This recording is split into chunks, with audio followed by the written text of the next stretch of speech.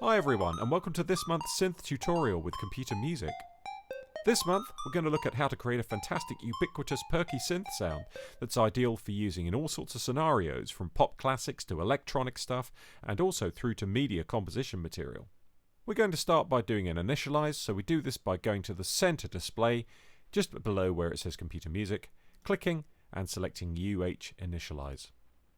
This will immediately give us a sound that's like this, which is quite a thick sound, and we need to thin it out a little bit for our purposes. So the first thing we're going to do is to go to oscillator 1 and 2 and turn off the aliased waveforms, and we do this by selecting single from the drop down in both instances. We're also going to go to the volume control for oscillator 2 and turn the volume all the way down to 0. Now the reason for doing this is so that we can focus on what we're doing on oscillator 1 and hear what we're doing very clearly. So currently we have a sound like this, which is a very thin sawtooth type sound. So now going back to oscillator 1, we need to go to the wave pot and we're going to alter this so that it reads 2 in the center display, and this should give us a sound which is a little bit like a square wave and sounds like this. And it's quite a hollow sound, making it perfect for the sort of thing we're after. Now we're going to switch allegiance from oscillator 1 to oscillator 2, so to help us in that cause, we're going to turn the volume of oscillator 1 all the way down and increase the volume of oscillator 2 again, and notice on this occasion that as we increase the volume of oscillator 2, we're going to increase it beyond the 12 o'clock position and make it just a little bit louder so that when we revisit oscillator 1 and turn the volume up, oscillator 2 will be dominant. So now we need to set up our wave on oscillator 2, and we're going to select a little bit of a different wave from oscillator 1. It's going to be square-ish, but it's going to be ever so slightly modulated. So we're going to aim for somewhere around 2.8 on that center display, and that sounds like this. You can hear it's just a little bit different. If I just sweep back to where the square wave lives, which is here, you can hear it's just a little bit modulated, a little bit different. Okay, it's just got a slightly different harmonic makeup, which just gives it a little bit of variety.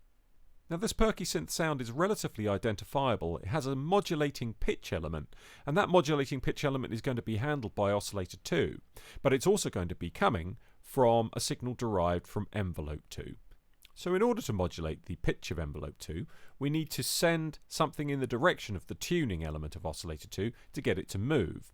And so we need to assign something to it first of all. We do this by going to the tuning section of oscillator 2, and if you look on the bottom left here, we have a pot which is currently unassigned. We're going to assign this to envelope 2. We're going to do this by doing a control click or a right click with the mouse and selecting envelope 2.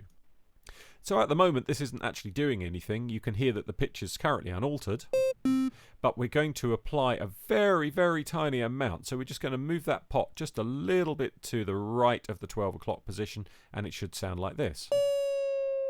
It sounds a little bit woozy and drunk-like at the moment, but don't worry about that. We're going to tighten that up.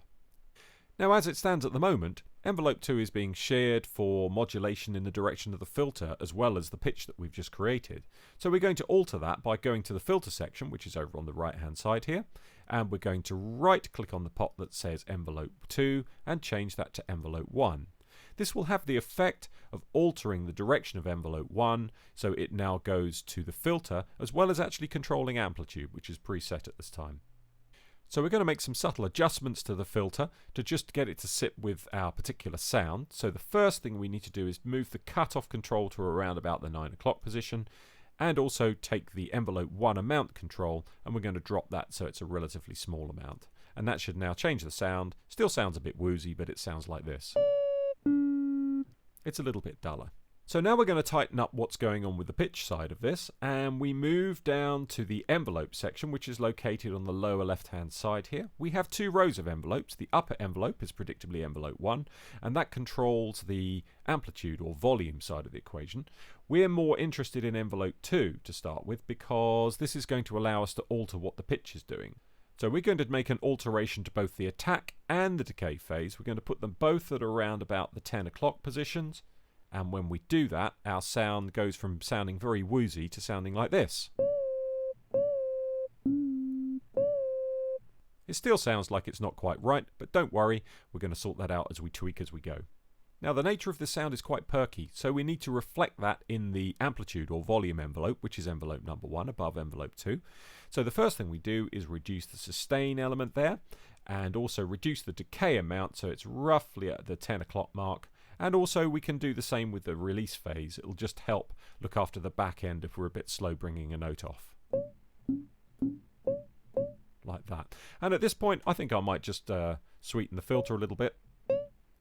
Open up the filter a little bit just to make it a bit brighter. Now, the last part of the equation is to go back to oscillator 1, which we're currently not hearing, and turn the volume up a little bit. We're going to put that at around about 12 o'clock. And you can hear we've got the two oscillators detuning. So oscillator 1 is not being detuned, but oscillator 2 is being detuned. And when you put those two together, you end up with this strange sort of feeling of one sound going against another. Now, it is going to be worth tweaking it. How you use this is going to be dependent on the kind of track you're looking to write and produce. But you can hear already it's got that kind of perky element to it. We might open up the decay element a little bit on envelope number 1 just so we're hearing that a little bit more. Equally, you could tighten up the timing element of the pitch modulation by just bringing the attack and decay down a little bit. There we go, it's a little bit tighter, isn't it, by making those a bit snappier. Now, whilst this sound is great for using in a pop environment for that kind of sense, you'll notice that it sounds much better in a higher register. If we play it low, it doesn't sound great. So it's all about where you use it. And also it's worth pointing out that there are other ways of using it other than just in this sort of perky pop setting. One of the tricks that's become quite common is using it elsewhere as a little bit of a backdrop. So I'm going to open up one of my favourite reverbs here. This happens to be the Black Hole reverb from Eventide. And by applying quite a generous reverb tail, we can end up by playing one note and it's sounding like this. Okay, now there are some great tricks you can do with this. If I turn up the pre-delay by quite a bit, we get this effect, which is great. It also means that with a reverb like this one, if I hit the sync button, I can then lock in my pre-delay to actual note values, and in this case it's a quarter note. So we play a note, and then a quarter note later or a crotchet later, that sound comes back at us. We can also tighten up the length of the decay. But it means, if you want to play things like chords, imagine this sort of scenario.